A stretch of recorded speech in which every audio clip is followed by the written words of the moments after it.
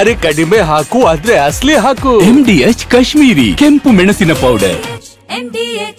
ಕಬ್ಬಿಗೆ 3,300 ರೂಪಾಯಿ ಬೆಂಬಲ ಬೆಲೆಗೆ ರೈತರು ಒಪ್ತಾ ಇಲ್ಲ. ಹಾಗಾಗಿ ರಾಜ್ಯದಾದ್ಯಂತ ಕೆಲವು ಭಾಗದಲ್ಲಿ ಪ್ರತಿಭಟನೆ ಮುಂದುವರಿತಾ ಇದೆ. ಮುಧೋಳದಲ್ಲಿ ಇಂದು ಕೂಡ ರೈತರಿಂದ ಹೋರಾಟ ನಡೀತಾ ಇದೆ.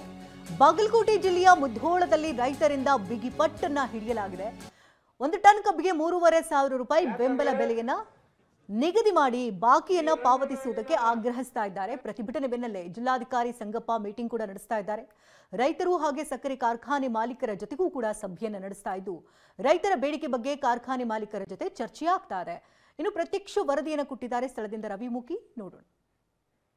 ಇನ್ನು ಪ್ರತಿಯೊಂದು ಟನ್ ಕಬ್ಬಿಗೆ 3,500 ರೂಪಾಯಿ ಬೆಲೆಯನ್ನು ನೀಡಲೇಬೇಕು. ಅದರ ಜೊತೆಗೆ ನಮ್ಮ ಕಾರ್ಖಾನೆಗೆ ಸಂಬಂಧಪಟ್ಟಂತೆ ಹಿಂದಿನ ಬಾಕಿ ಹಣ ಏನಿತ್ತು ಆ ಬಾಕಿ ಹಣವನ್ನು ಕೂಡ ಪಾವತಿ ಮಾಡಬೇಕು. ಅಲ್ಲಿವರೆಗೂ ಕೂಡ ನಾವು ಯಾವುದೇ ಕಾರಣಕ್ಕೂ ಪ್ರತಿಭಟನೆಯನ್ನು ಕೈ ಬಿಡೋದಿಲ್ಲ ಅಂತ ಹೇಳ್ಕೊಂಡು ಈಗಾಗಲೇ ಬಾಗಲಕೋಟೆ ಜಿಲ್ಲೆಯ ಮುಧೋಳ ನಗರದಲ್ಲಿ ರೈತರು ಪ್ರತಿಭಟನೆಯನ್ನು ನಿರಂತರವಾಗಿ ಮುಂದುವರಿಸ್ತಾ ಇದ್ದಾರೆ. ಒಂದು ಕಡೆ ಪ್ರತಿಭಟನೆ ನಡೀತಾ ಇದ್ದಾರೆ, ಇನ್ನೊಂದು ಕಡೆ ದಿಢೀರನ್ನ DC ಅವರು ಸಭೆ ಕರೆದಿರುವಂಥದ್ದು. ಸದ್ಯ ನಾವು ಬಾಗಲಕೋಟೆಯ ಒಂದು DC ಕಚೇರಿಯಲ್ಲಿ ದೃಶ್ಯವನ್ನು ತೋರಿಸ್ತಾ ಇದ್ವಿ. ಯಾಕಂತಂದರೆ ನಿನ್ನೆ ಏನು ರೈತರು ಈಗಾಗಲೇ ಒಂದು ಗಡುವನ್ನು ಕೊಟ್ಟಿದ್ದಾರೆ. ಅಂದರೆ ಇಂದು ಸಂಜೆವರೆಗೆ ಎಷ್ಟೊತ್ತಿದ್ರೂ ಕೂಡ ಸಕ್ಕರೆ ಕಾರ್ಖಾನೆ ಮಾಲೀಕರು ಇಲ್ಲಿ ಸ್ಥಳಕ್ಕೆ ಬಂದು ನಮ್ಮ ಜೊತೆ ಚರ್ಚೆ ಮಾಡಿ ಬಿಲ್ ಬಾಕಿ ವಿಚಾರಕ್ಕೆ ಸಂಬಂಧಪಟ್ಟಂತೆ ಅದರ ಜೊತೆಗೆ ಏನು ನಮ್ಮ ಬೇಡಿಕೆ ಏನಿದೆ, ಸುಮಾರು ಒಂದು ಪ್ರತಿ ಟನ್ಗೆ 3,500 ರೂಪಾಯಿ ಏನು ನಮ್ಮ ಬೇಡಿಕೆ ಇದೆ ಅದಕ್ಕೆ ಸಂಬಂಧಪಟ್ಟಂತೆ ನಮ್ಮ ಜೊತೆ ಏನು ಸಮಗ್ರವಾಗಿ ಚರ್ಚೆ ಮಾಡಿ ಒಂದು ಒಳ್ಳೆಯ ಸೌಹಾರ್ದಯುತವಾಗಿ ಒಂದು ನಿರ್ಣಯವನ್ನು ಕೈಗೊಳ್ಳಬೇಕು.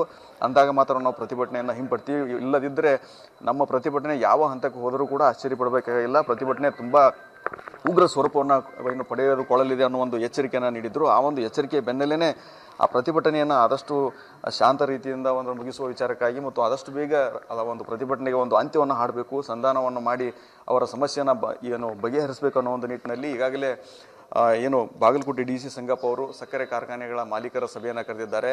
ಸುಮಾರು ಬಾಗಲಕೋಟೆ ಜಿಲ್ಲೆಯಲ್ಲಿ ಸುಮಾರು 13 ಸಕ್ಕರೆ ಕಾರ್ಖಾನೆಗಳ ಮಾಲೀಕರು ಈ ಸಭೆಯಲ್ಲಿ ಭಾಗಿಯಾಗಿರುವಂಥದ್ದು. ಅದರಲ್ಲೂ ಪ್ರಮುಖವಾಗಿ ಹೇಳಬೇಕಂದ್ರೆ ಮಾಜಿ ಸಚಿವ SR ಪಾಟೀಲ್ ಅವರ ಒಂದು ಒಡೆತನಕ್ಕೆ ಸೇರಿದಂಥ ಬಿಳಿಗಿ ಶುಗರ್ಸ್ ಆಗಿರ್ಬೋದು, ಅದರ ಜೊತೆಗೆ ನಿರಾಣಿ ಶುಗರ್ಸ್ನ ಮಾಲೀಕರಾದಂಥ ಸಂಗಮೇಶ್ ನಿರಾಣಿ ಅವರು ಮತ್ತು ಪ್ರಭುಲಿಂಗೇಶ್ವರ ಏನು ಸಕ್ಕರೆ ಕಾರ್ಖಾನೆ ಇದೆ ಜಮಖಂಡಿ ಭಾಗದಲ್ಲಿರುವಂಥದ್ದು, ಜಮಖಂಡಿ ಶಾಸಕ ಜಗದೀಶ್ ಗುಡುಗಂಟಿ ಅವರಿಗೆ ಸೇರಿದಂಥ ಕಾರ್ಖಾನೆ, ಅದರ ಜೊತೆಗೆ EID ಪ್ಯಾರಿ ಆಗಿರ್ಬೋದು, ಜಮ್ ಶುಗರ್ಸ್ ಆಗಿರ್ಬೋದು, ICPL ಸಕ್ಕರೆ ಕಾರ್ಖಾನೆ, ಗೋದಾವರಿ ಸಕ್ಕರೆ ಕಾರ್ಖಾನೆ ಸೇರಿದಂತೆ ಸುಮಾರು ಒಂದು 13 ಸಕ್ಕರೆ ಕಾರ್ಖಾನೆಗಳ ಮಾಲೀಕರು ಕೆಲವೊಂದಿಷ್ಟು ಜನ ಸಿಬ್ಬಂದಿಗಳು ಬಂದು ಈಗಾಗಲೇ DC ಅವರ ಸಭೆಯಲ್ಲಿ ಚರ್ಚೆಯಲ್ಲಿ ತೊಡಗಿರುವಂಥದ್ದು.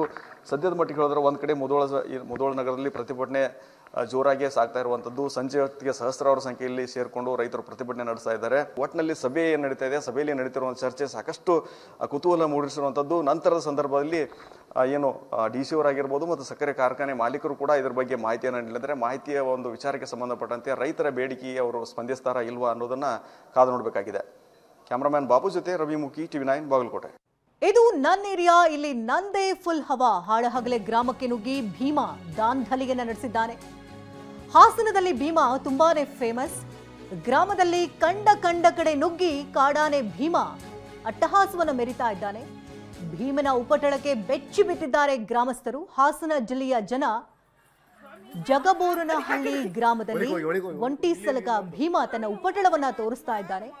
ಕಾಡಾನೆಯನ್ನ ನೋಡಿ ದಿಕ್ಕಾಪಾಲಾಗಿ ಗ್ರಾಮಸ್ಥರು ಅಲ್ಲಿಂದ ಕಾಲ್ ಕೀಳ್ತಿದ್ದಾರೆ. ಭತ್ತದ ಬೆಳೆಯನ್ನ ನಾಶ ಮಾಡಿ ಭೀಮಾ ಅಟ್ಟಹಾಸವನ್ನ ಮೆರಿತಾ ಇದ್ದಾನೆ.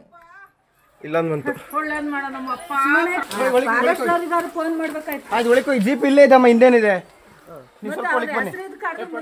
ನೀವು ಕೂಗಾಡಿದ್ರೆ ದನಕ್ಕೆ ಇದು ಮಾಡ್ತವೆ. ಸುಮ್ಮನೆ ಇದ್ರೆ ನಿಮಗೆ ಅಷ್ಟು ಒಳ್ಳೇದು. ಪಟಾಕಿ ತವನೇ ಕೇಳ,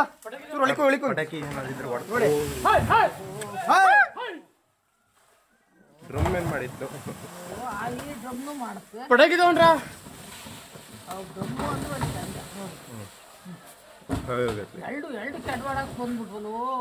ಡ್ರಮ್ನೇ ಹತ್ಲಾಗ ಓಲ್ಸಿ ಡ್ರಮ್ ಪುಡಿ ಪುಡಿ.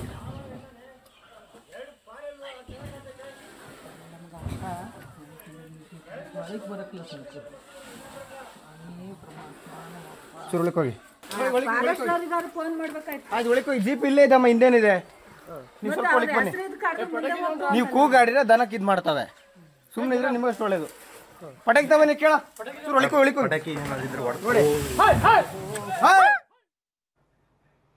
MDH ನ ಕಿಚನ್ ಕಿಂಗ್ ಕಿಚನ್ ಅಲ್ಲಿದ್ರೆ ನಾವು ಎಲ್ಲವನ್ನು ಮಾಡಬಹುದು. ಬೆಂಗನ್ಕ ಬರ್ತಾ, ಆಲೂ ಗೋಬಿ, ಭಿಂಡಿ ಮಸಾಲಾ, ಇನ್ನೂ ಬಹಳಷ್ಟು.